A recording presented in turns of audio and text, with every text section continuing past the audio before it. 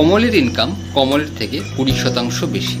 তবে যদি উল্টো করে বলি, কমলের ইনকাম অমলের থেকে কত শতাংশ কম, তবে কিভাবে বার করব দেখে নিই। মনে করি কমলের ইনকাম 100 টাকা। কেন ধরছি? কারণ অমলের ইনকাম কমলের থেকে 20% বেশি। তার মানে কমলকে যদি 100 ধরি, অমল হবে 120, তাই তো?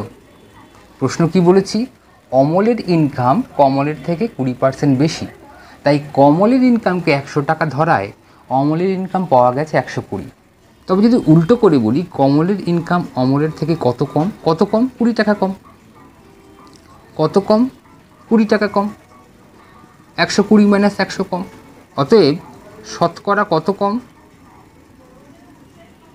এই 20 বাই অমলের ইনকাম।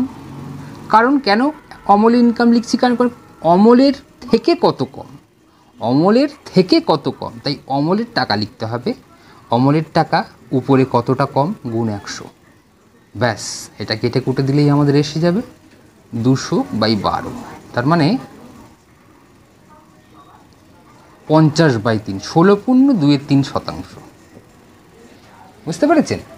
16.2 কম কমলের ইনকাম অমলের থেকে।